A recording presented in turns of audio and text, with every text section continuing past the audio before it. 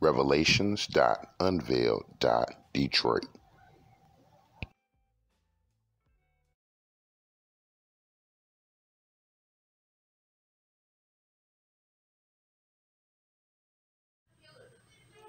Lynching in America, targeting Black veterans.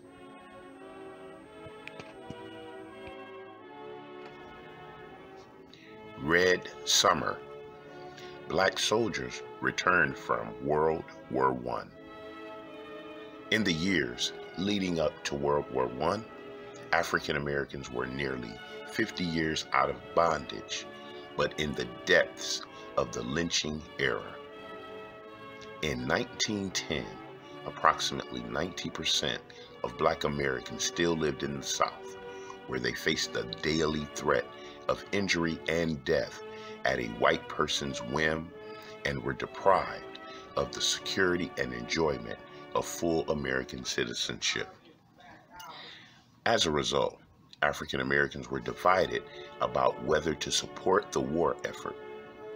The national rhetoric declared that America was joining the war to make the world safe for democracy, but for Black Americans being terrorized and denied their constitutional rights, the battle cry rang hollow.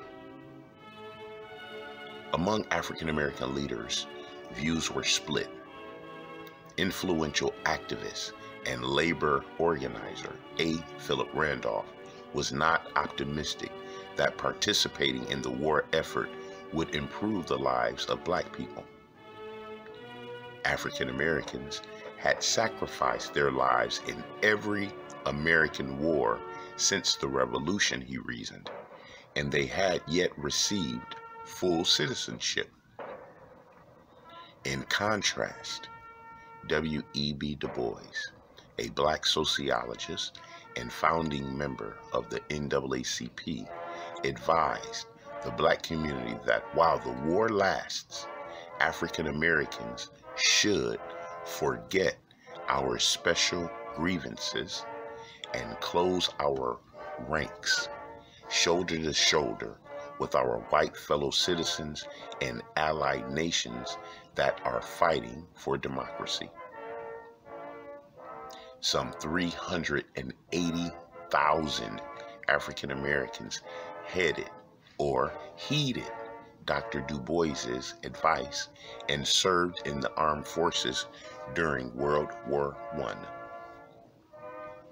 Black servicemen were established members of the American military by this time, but few held leadership or combat positions.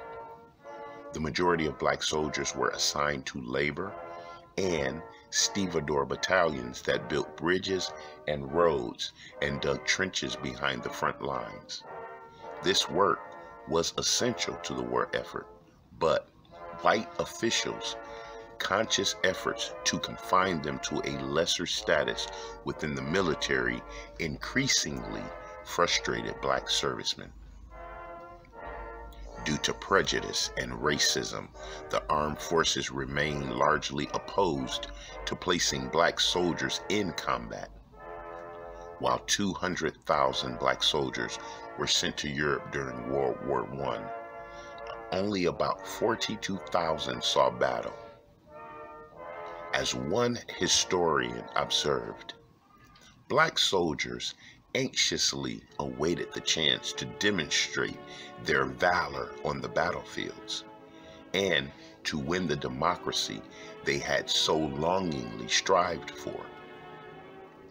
Many Black soldiers who were given the chance to fight did so heroically. Their bravery was widely celebrated by African Americans at home and, for a moment, the entire nation. The 92nd and 93rd Divisions, both deployed to France, were the only African American divisions in the segregated United States Army to see combat during World War I. The 369th Infantry Regiment of the 93rd Division, a group of Black National Guardsmen from Harlem, New York, became the best-known regiment of black soldiers. Famous for their military band and their tenacity on the battlefield, the 369th were hailed as the Harlem Hellfighters, the Black Rattlers, and the Men of Bronze. On May 13, 1918, two privates with the 369th, Needham Roberts and Henry Johnson, were part of an isolated 5-man patrol tasked with protecting against German ambushes. At 2:30 a.m., the rest of the patrol was asleep when Private Roberts alerted Private Johnson to suspicious noises, which turned out to be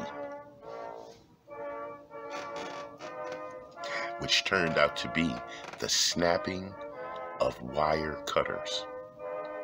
The two privates sent up a warning flare just as a raiding party of 24 German soldiers attacked. Private Roberts was seriously wounded during the initial assault, but continued to supply Private Johnson with grenades, which he heaved at German privates.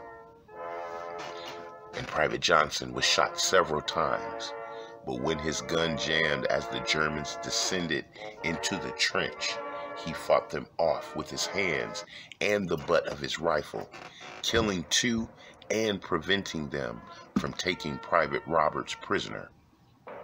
The German forces ultimately retreated, leaving Private Johnson and Roberts alive, 4 Germans dead, and at least a dozen more wounded. Private Johnson sustained 21 wounds and was promoted to sergeant, and the Battle of Henry Johnson hit the front pages of newspapers across the United States. The French awarded Henry Johnson the Croix de Guerre avec Palmec, France's highest award for valor. In a May 1918 memo, General John Pershing, commander of United States forces during World War I, called Private Johnson's actions a notable instance of bravery and agreed that he deserved credit. Black soldiers in the 92nd Division had a very different experience because of the significant divide between French and American usage of black combatants.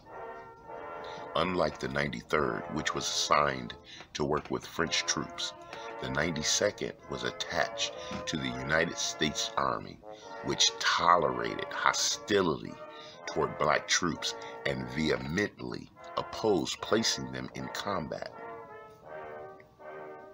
But black servicemen during World War I challenged racial tropes about black men fighting with courage and pride in the face of virulent racist attitudes and hostile treatment.